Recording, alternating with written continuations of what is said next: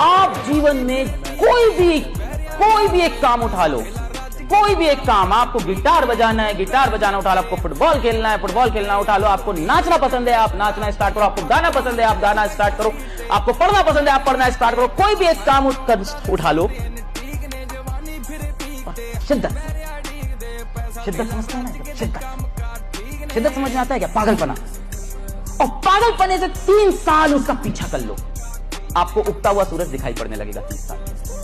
मान लो आपको कोई गलत ठहरा रहा है तो आप अपनी लज्जा या शर्म या उसमें नहीं देखना कि हमसे बड़ा बूढ़ा है। अगर हमें गलत ठहराया जा रहा है तो हम ठीक उत्तर देंगे, उस समय नहीं दबना चाहिए। दबा तो समझ में आ जाता है कि हाँ ये इसने गलती की है। उचित उत्तर देने में हिचकिचाना नहीं चाहिए।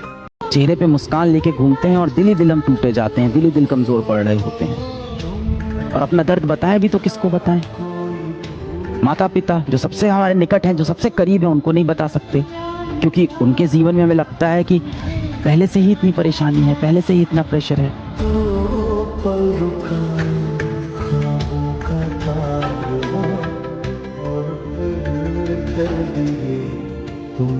अमूमन लड़कों के जीवन का संघर्ष तो उनकी प्रेमिका देखी होती है, पत्नी को तो एक कामयाब इंसान मिला होता है।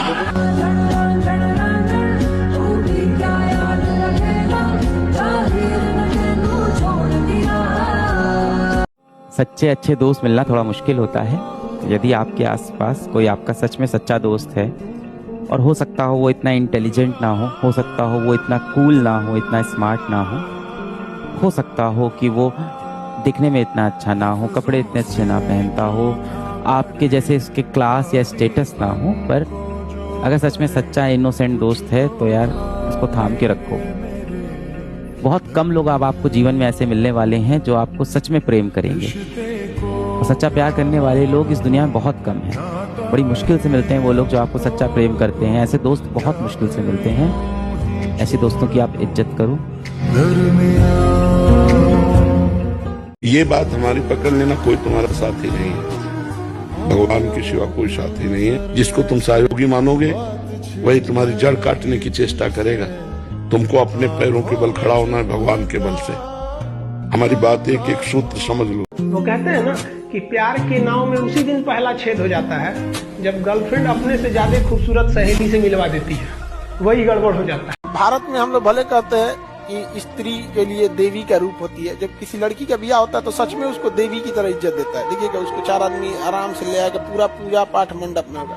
लेकिन उसी लोग एक स्त्री का मजाक, उसकी मजबूरी का फायदा ऑर्केस्ट्रा में उठाएंगे। यहाँ स्त्री के पूजा हो रहा है, उसे थोड़े 10 कदम पे उसी बारात में उधर कोई लड़की की मजबूरी का तमाशा देख रहे होंगे।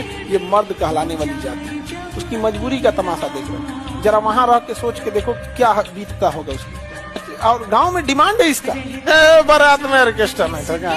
तुम इतने मजबूत बनो कि कोई भी बुराई तुम्हारे हृदय में प्रवेश न करे, कोई भी तुम्हें बुरा न दिखाई दे, और तुम सब में भगवान को देखकर इस माया पर विजय प्राप्त कर लो।